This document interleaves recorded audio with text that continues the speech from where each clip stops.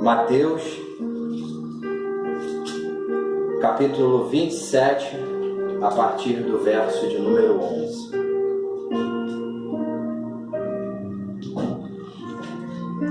E foi Jesus apresentado ao governador, e o governador o interrogou, dizendo: És tu o rei dos judeus? E disse-lhe Jesus: Tu dizes. E sendo acusado pelos príncipes dos sacerdotes e pelos anciãos, nada respondeu. Disse-lhe então Pilatos: Não ouves quanto testificam contra ti? E nenhuma palavra lhe respondeu, de sorte que o governador estava muito maravilhado. Ora, por ocasião da festa, costumava o governador soltar um preso, escolhendo o povo, aquele que quisesse. E tinham, então, um preso bem conhecido, chamado Barrabás. Portanto, estando eles reunidos, disse-lhes Pilatos: Qual quereis que vos solte, Barrabás ou Jesus, chamado Cristo? Porque sabias que por inveja o haviam entregado. E estando ele assentado no tribunal, sua mulher mandou-lhe dizer: Não entres na questão desse justo, porque num sonho muito sofri por causa dele. Mas os príncipes dos sacerdotes e os anciãos persuadiram a multidão que pedissem Barrabás e matasse Jesus. E respondendo o governador, disse-lhes: Qual desses dois quereis vós que eu solte? E eles disseram: Barrabás. Disse-lhes Pilatos: Que fareis então de Jesus chamado Cristo? Disseram-lhe todos: Seja crucificado. O governador, porém, disse: Mas que mal fez ele? E eles mais clamavam: Seja crucificado. Então Pilatos, vendo que nada aproveitava, antes o tumulto crescia, tomando água, lavou as mãos diante da multidão, dizendo: Estou inocente do sangue desse justo, considerai isto. E respondendo todo o povo, disse: O seu sangue caia sobre nós e sobre nossos filhos. Então soltou-lhes Barrabás, e tendo mandado açoitar a Jesus, entregou para ser crucificado. Por enquanto até aí. Me ajuda aí, eu parei no versículo 26, tá? A hora que eu perguntar aí, você me lembra. Nós estamos diante de uma passagem que eu acredito que o mundo todo conheça essa passagem, né? O momento em que mandaram crucificar Jesus. Por que chegou a esse ponto da crucificação? Por que chegou a esse ponto de Jesus ser julgado e ser condenado? Vamos voltar lá atrás, lá no Éden. Deus quando criou a humanidade, Deus quando criou Adão e depois criou Eva, Deus criou o homem para ser eterno. Deus criou o homem para ser para eternamente estar glorificando o Senhor. Deus não criou o homem para morrer. Deus não criou o homem para perecer. Deus não criou essa carne que hoje ela é perecível. E Deus não criou ela perecível. Deus não criou a nossa vida para que nós viéssemos a sofrer com doenças, com enfermidades. Deus não nos criou dessa forma. Deus criou o homem e posteriormente criou a mulher para sermos perfeitos, para adorarmos a Ele, para termos um relacionamento com Ele. Mas aí todos sabem o que aconteceu. Todos sabem qual o desfecho dessa história, né? Satanás tentou a mulher pecou, tentou, e que por sua vez tentou o homem, e o homem também pecou. E aí o pecado entrou no mundo. Quando o pecado entrou no mundo, queridos, já havia a necessidade de Jesus vir para lavar os pecados de Adão e Eva. Ali, quando o pecado entrou, já havia essa necessidade. Por que nós chegamos a esse momento que nós lemos aqui, que Jesus estava perante o Sinédrio, perante Pilatos, e que a multidão estava pedindo para que ele fosse morto? Porque lá atrás o pecado entrou no mundo. O pecado, quando entrou no mundo, nós que éramos imortais, nós que éramos perfeitos, nós que não fomos criados para morrer, tudo passou a se deteriorar. O homem e a mulher foram expulsos do paraíso por causa do pecado. Por causa de um, o pecado entrou no mundo. E por causa de desse Jesus que nós estamos lendo aqui, os nossos pecados foram lavados, os nossos pecados foram remidos. Mas por que Jesus chegou nesse momento? Jesus ele estava pregando, Jesus ele veio para que o sangue dele fosse vertido. Não tinha, queridos, não tinha outra alternativa senão esse desfecho. Nós vamos ver no decorrer aqui da palavra, no decorrer das próximas leituras, nós vamos ver o que Jesus sofreu, o quanto Jesus sofreu, o quanto Jesus foi torturado. Aí você pode se perguntar, mas isso poderia ter sido evitado? Não, não poderia ter sido evitado. Por quê? Porque havia a necessidade de Jesus morrer naquela cruz. Havia a necessidade de Jesus passar por aquilo. Mas por que Jesus queria passar por aquilo? Porque Ele me amou, Ele te amou, e Ele queria passar, Ele precisava passar pela cruz para que os nossos pecados fossem lavados, os nossos pecados fossem remidos. Parei no 26, né? 27. E logo os soldados do governador, conduzindo Jesus à audiência, reuniram juntos dele toda a corte. E despindo-o, olha, a humilhação já começou a acontecer. Começou lá atrás, quando Pilatos açoitou Jesus. E aí, posteriormente, começaram a despir Jesus. O cobriram com uma capa de escarlate. A humilhação, porque todos diziam que ele era rei dos judeus. E aí colocaram uma capa de escarlate para humilhar Jesus.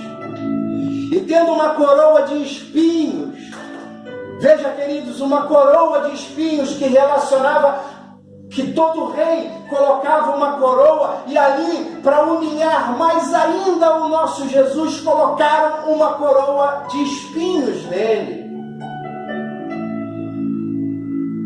E tendo uma coroa de espinhos, puseram-na na cabeça, e em sua mão direita uma cana. E ajoelhando diante dele, o escarneciam, dizendo: Salve, Rei dos Judeus. Olha a humilhação que Jesus estava passando por mim e por você.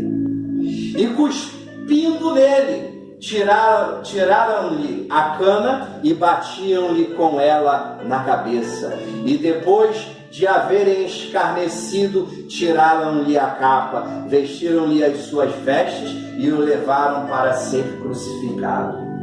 Olha a humilhação que Jesus estava passando. Isso para você estar aqui hoje. isso para eu estar aqui hoje.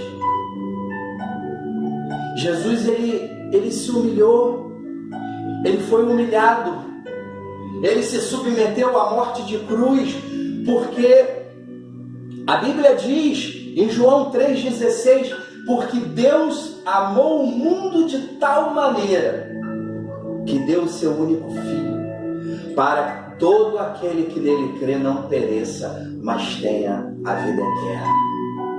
Esse tal maneira, queridos, não tem uma expressão, a tradução, e quase todas as Bíblias de versões diferentes têm essa tradução de tal maneira, porque essa tradução, quando foi traduzido, esse tal maneira não tem como expressar a maneira pela qual Deus deu Jesus para morrer por nós. Deus amou o mundo, esse amar o mundo de tal maneira não tem uma expressão na nossa língua que possa caber exatamente para qualificar aquilo que Jesus sentiu.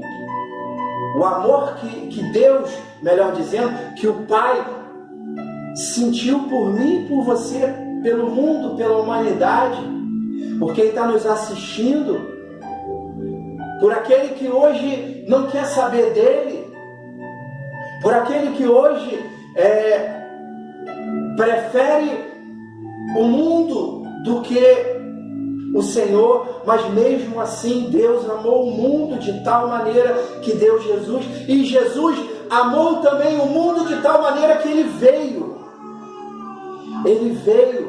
para poder passar por tudo que Ele passou, por mim, por você e por toda a humanidade, por todo aquele que nele crê, para que não pereça e tenha a vida eterna. Vamos avançar aqui na leitura. Verso de número 32. E quando saíam, encontraram um homem sirineu chamado Simão, a quem constrangeram, obrigaram a levar a sua cruz. E chegando a um lugar chamado Gólgota, que significa Calvário ou Caveira, deram-lhe a beber vinho misturado com fel, com vinagre, mas ele, provando, não quis beber. E, havendo crucificado, repartiram as suas vestes, lançando sorte, para que se cumprisse o que foi dito pelo profeta. Repartiram entre si as minhas vestes e sobre a minha túnica lançaram sorte. Porque Jesus estava precisando de ajuda para carregar aquela cruz. Temos vários motivos, mas eu vou citar alguns. Primeiro, que a cruz era muito pesada. Esse era um motivo. Segundo motivo, que contam os historiadores que o chicote que usava para açoitar as pessoas e que foi usado para açoitar a Jesus, na ponta de cada tira do chicote era preso ferros ou ossos. E quando havia a chicotada, a ferida que abria no corpo era uma ferida tão profunda que diz a história que podia se ver as veias, e às vezes podia se ver também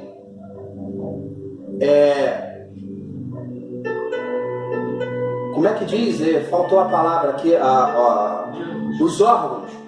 Os órgãos, dava para ver os órgãos, o organismo, né, da pessoa, dava para ver.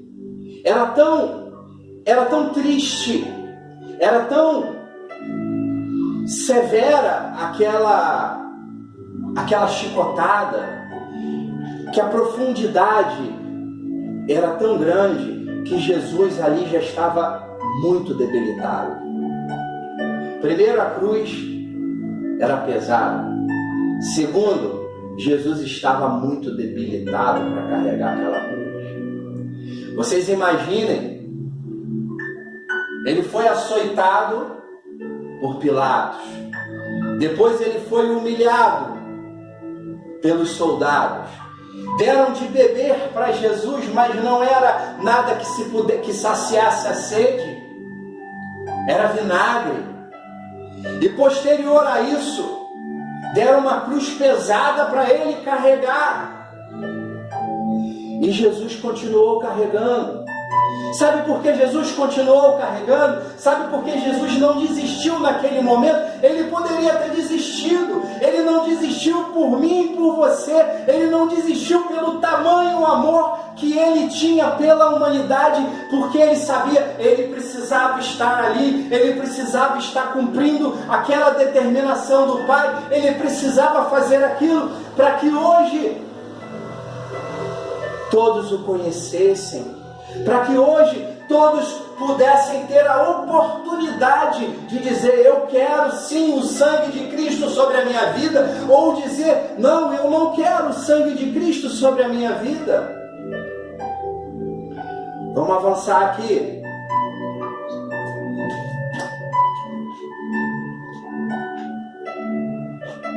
Verso de número 37. E por cima da sua cabeça puseram escrita a sua acusação: este é o rei, este é Jesus, o rei dos judeus. E foram crucificados com eles 2 salteadores, um à direita e o outro à esquerda. E os que passavam blasfemavam dele, maneando a cabeça e dizendo: tu que destrói o templo e em 3 dias o reedifica, salva-te a ti mesmo, se és o Filho de Deus, desce da cruz. Ele poderia ter descido da cruz? Poderia ter descido. Ele era Deus. Jesus foi 100% Deus, 100% homem. Ele poderia ter descido daquela cruz, ele poderia ter abandonado a cruz e ter falado: não, olha só, eu vim para o povo, e o próprio povo para quem eu vim está me crucificando, está me humilhando. Mas ele permaneceu, porque pela sua onisciência, ele sabia que haveria um povo que iria adorá-lo. Ele sabia que haveria um povo que iria aceitar o sacrifício dele. Ele sabia que haveria um povo que iria querer aquele sangue que foi vertido na cruz sendo derramado sobre a vida. E esse povo somos nós. Esse povo pode ser você. Esse povo pode ser qualquer um que queira aceitar esse sangue sobre a sua vida. Jesus, ele sofreu. Jesus, ele padeceu naquela cruz por mim e por você. Verso de número 43. Confiou em Deus, livra-o agora se o ama, porque disse: sou filho de Deus. E o mesmo lhe lançaram também em rosto os salteadores que com ele estavam crucificados. E desde a hora 6 houve trevas sobre toda a terra até a hora 9. E perto da hora 9, preste atenção nisso, queridos. E perto da hora 9 clamou Jesus em alta voz, dizendo: Eli, Eli, sabactani. Isso quer dizer: Deus meu, por que me desamparaste? Olha Jesus falando: Deus, por que me desamparaste?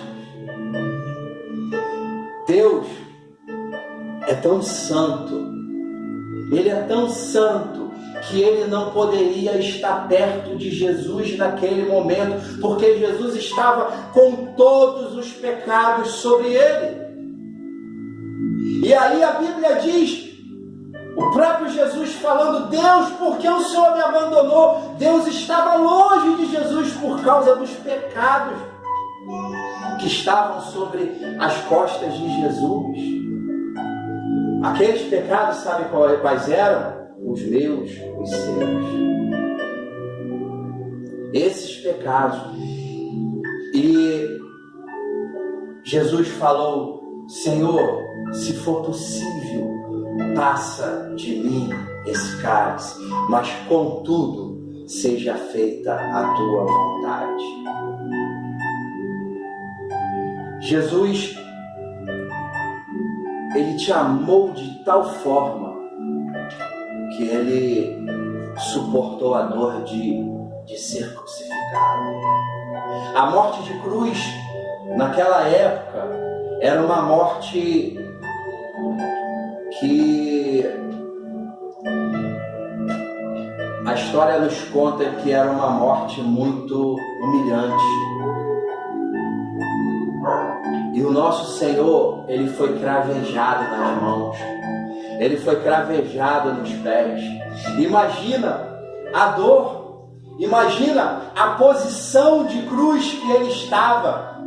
Chega um determinado momento que por horas estar naquela posição começa a comprimir dentro de Jesus tudo.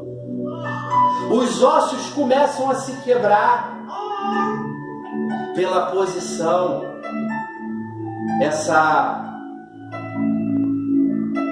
Essa humilhação, essa dor, Jesus, ele passou por mim, por você, porque ele sabia que hoje eu e você estaríamos aqui. Hoje eu e você estaríamos querendo mais e mais daquele Jesus que foi morto na cruz. Porque ainda diz, e nós não vamos continuar lendo, mas ainda diz a palavra de Deus, se nós seguirmos a sequência, que ao terceiro dia ele ressuscitou. Ao terceiro dia, ele cumpriu aquilo que tinha sido dito pelos profetas, que ao terceiro dia ele ressuscitaria. Jesus não está mais morto, queridos. Jesus não está mais preso naquela cruz. Jesus, ele ressuscitou. Ele está vivo dentro de nós. O Espírito Santo de Deus está dentro de nós. E todo esse amor por mim, por você e pela humanidade foi para que nós pudéssemos ter essa oportunidade de dizer: eu quero sim, eu quero o sangue desse Jesus que foi crucificado naquela cruz. Eu quero sim, eu quero esse sangue sobre a minha vida. Olha que tamanho é esse amor. Eu ia falar que tamanho foi esse amor, mas não foi. É porque continua sendo. Jesus continua nos amando. E quando ele subiu aos céus, ele disse para os seus discípulos: vocês não vão ficar sós, mas eu vos enviarei o Espírito Santo, o meu Espírito Santo, para consolar, para confortar, para te conduzir. E é esse Espírito Santo que te convence do pecado. É esse Espírito Santo que te dá vontade de buscar mais a Ele. É esse Espírito Santo que fala dentro de você para que você busque mais a presença do Senhor. É esse Espírito Santo. O nosso Jesus morreu e por isso hoje nós estamos aqui. O nosso Jesus está vivo e por isso nós estamos aqui. O nosso Jesus ressuscitou e nós aceitamos esse sangue sobre as nossas vidas e por isso um dia nós estaremos com Ele no céu. Por isso um dia, e esse dia breve chegará, nós estaremos nos encontrando com Ele nos ares. Ele vai estar voltando. Ele vai estar voltando para mim, para você, para aqueles que são, ou que é a igreja dele. Jesus, Ele quer fazer maravilhas dentro da minha vida, dentro da tua vida. Jesus, Ele quer se relacionar comigo, com você a cada momento. Ele poderia ter morrido lá na cruz. Bom, já fiz o meu papel. Agora eu vou voltar, vou ficar lá com o Pai. Aí vem o Espírito Santo para nos convencer do erro, nos convencer do pecado, nos dar vontade de buscar a Ele, de nos dar desejo mais e mais da presença dEle. Olha que coisa maravilhosa, olha que coisa tremenda a oportunidade que nós temos. E hoje nós ainda podemos pregar, nós podemos nos reunir enquanto igreja, mas tem lugares do mundo que as pessoas não podem pregar o Evangelho se não são mortos. Não podem se reunir de portas abertas, porque senão são mortos, são perseguidos. Ah, mas isso acontece hoje com essa liberdade toda? Acontece. Acontece. E olha o privilégio que eu e você temos de estarmos juntos, reunidos para adorar a esse Jesus que morreu na cruz, para adorar a este Deus que nos amou de tal maneira que enviou o seu único Filho.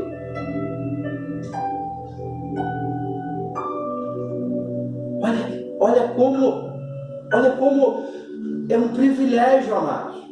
É um privilégio nós estarmos diante de Deus, estarmos na presença dEle, estarmos podermos sentir a presença dEle, sentir desejo de buscar, sentir desejo de ler a Bíblia, de ler a palavra do Senhor. É um privilégio. É um privilégio nós podermos estar adorando a um Deus que não te pede nada em troca, senão a tua fidelidade, o teu amor. A salvação, ela é gratuita. A salvação foi gratuita. A única condição de salvação é que você aceite a Jesus como teu único e verdadeiro Salvador, que você abandone o pecado, que você siga dentro dos ensinamentos do Senhor.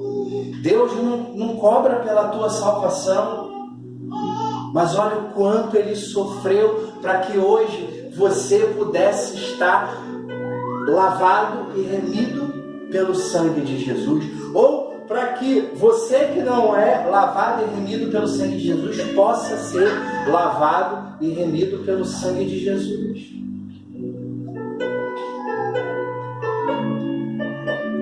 Medita nisso. Medita nesse amor. Nós não somos merecedores de nada. Nós não somos merecedores de absolutamente nada. Mas Deus a si mesmo nos ama. Deus a si mesmo nos protege. Deus nos livra. Deus nos conduz. Deus está a todo momento com a gente. Mas nós não merecemos. Mas Ele está porque Ele te ama. Ele está porque Ele quer um dia poder te dar esse privilégio de um dia poder vê-lo face a face. Um dia nós vamos ver Jesus face a face. Um dia nós vamos poder caminhar com o nosso Senhor. Um dia nós vamos poder morar num lugar onde não vai ter todas essas doenças, onde não vai ter maldade, onde o pecado não vai entrar. Mas para isso, o sangue de Jesus tem que estar sobre a nossa vida. Um dia nós vamos poder estar diante do nosso Deus. Um dia nós vamos poder olhá-lo face a face e dizer: Senhor, muito obrigado pelo teu sacrifício. Muito obrigado pelo Senhor ter morrido naquela cruz por mim. Hoje nós podemos dizer, não face a face, mas nós podemos dizer, nós podemos falar, nós temos um relacionamento com Deus. Para finalizar,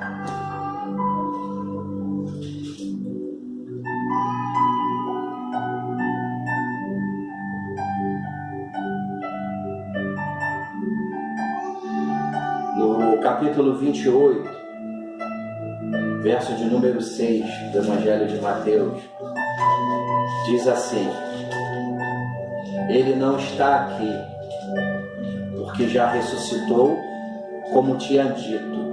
Vinde e vede o lugar onde o Senhor jazia.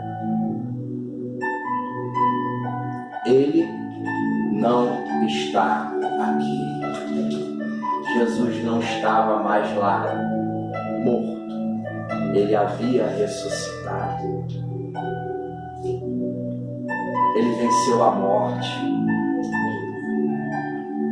A palavra de Deus disse a palavra de Deus diz que Jesus, ele tomou a chave da morte. A chave da morte agora está na mão dele. Onde está, ó morte, o seu aguilhão? Onde está, ó morte, a tua vitória? Não existe mais vitória na morte. Um dia nós vamos passar pela morte ou não, pelo arrebatamento, mas um dia nós vamos passar pela morte, sim, mas quando ele fala, onde está, ó morte, a tua vitória, ele está falando da morte espiritual. Onde está essa vitória da morte? Não existe mais, porque ele tem a chave da morte. A chave da morte está nas mãos do Senhor. Ele tomou e falou: onde está, ó morte, a tua vitória? Jesus está com a chave da morte. Morte espiritual não tem mais poder. Então você tem o livre-arbítrio de escolher ou morrer ou viver eternamente. Viver eternamente com Deus, ou viver, e aí vamos dizer, morrer eternamente com o diabo. É escolha minha, é escolha sua. Não pode ser uma escolha coletiva, é escolha individual. E depois nós não vamos poder dizer: ah, mas eu não tive chance. Teve, porque Jesus tem a chave da morte. E você pode dizer: eu quero viver para sempre com o meu Jesus. Eu quero viver para sempre com esse Jesus que morreu por mim, que verteu o sangue dele por mim, e que aquele sangue me lavou, me purificou de todo o pecado. Eu tenho essa oportunidade, você tem essa oportunidade de dizer: eu quero esse sangue, eu quero essa vida eterna com Deus. Que o Espírito Santo possa continuar falando aos nossos corações, continuar nos mostrando aquilo que nós precisamos fazer.